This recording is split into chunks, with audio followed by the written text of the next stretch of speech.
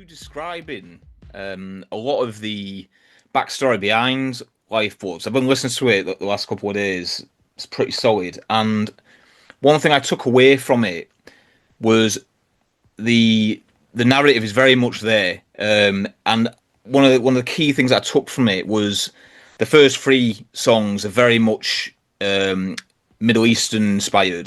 But then when you get to Yeah. Pyre, it feels like this liminal period that's slowly transitioning into more of your, I wouldn't say more like your not your comfort zone, but it's stuff that we're more familiar with. And you saying there that they're older songs kind of makes sense.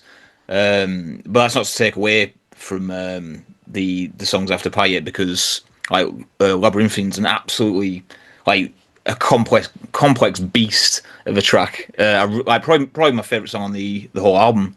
Sweet. Awesome. Yeah, really good.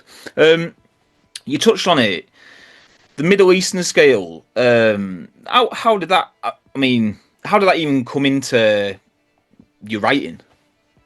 Because Yeah, it was it's quite also an just unusual yeah. scale, and it's not something you really hear a lot in popular music. So when you first dropped, was Lifeblood the first song you dropped from? Yeah, it was the first single from the record. Yeah, so obviously when I heard that, I thought that's really different because it's not something you really hear a lot in other music. Definitely. Yeah, I think in Western music, it's very unusual, especially more popular Western music. It's really unusual to hear like a Phrygian mode. Mm. You know what I mean? In metal, we do hear it in guitar solos and riffs.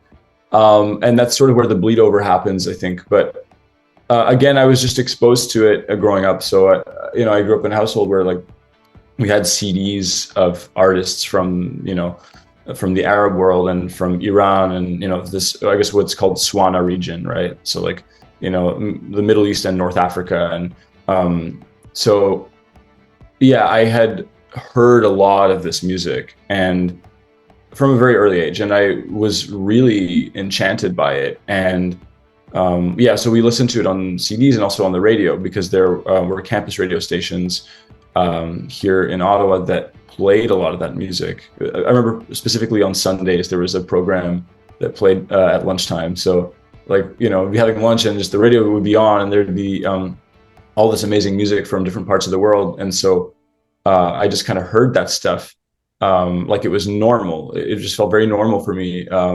to hear those scales and those rhythms and that approach to music making, those sounds and whatnot. So then as a teenager, I had the chance to see some really amazing ensembles performing here and in Montreal. And, I went to see a group called Dastan Ensemble, which is a Persian classical music group. And they performed a couple of times here in my hometown. And I went to Montreal and saw Le Trio Joubran, which is a Palestinian oud trio. And I saw some other concerts like that. So I was really very, very moved and very fascinated with both the music and also the instruments, because there are all these cool instruments that were very rare here. Like you couldn't really find them at a music store unless it was a very specific and specialized music store. So I always loved instruments that were non-standard and exotic, for lack of a better word. I was just interested in all kinds of instruments, and I was really sort of fascinated with the idea of playing lots of cool instruments, not just like guitar and piano and drums and things like that, but like the oud and the saz and these instruments that you would see in Turkey, let's say. And just being able to play them and being able to experiment with them on a record. Already when I was super young, I kind of dreamed about that idea, and I had a few chances also to try some of these instruments, and it was really like a kid in the candy store moment for me, but more than that, I was just like, oh, I really want to do this.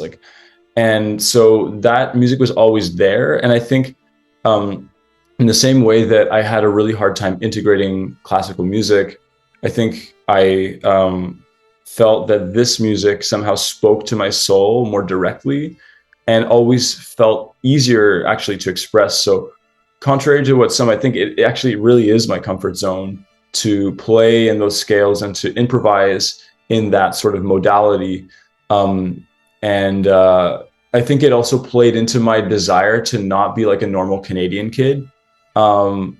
but it wasn't like a conscious desire. I realized this as an adult. I was really like, I just didn't identify with traditional and common preferences. And in fact, anytime I see something that's common, that, you know, everyone has this, or everyone watches this, or everyone listens to this, then I'm always a little bit reticent about getting into that. I'm like, well, then I'll just be like everybody else. You know, I don't want to be a conformist.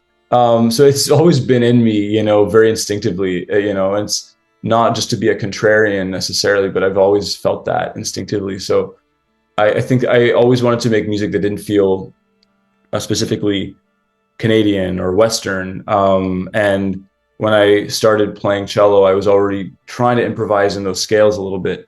And then I heard metal music that used some aspects of those scales. And I thought, I think there's some compatibility here. Even before I heard bands like Nile, you know, that, you know, use the sort of like Egyptian mythology as their basis. I thought, you know, I'm sure I could do something Middle Eastern and metal. That would be really cool. So yeah, that's kind of maybe at the root of why I have always been fascinated with that music, and why it's such a deep and integral part of my style.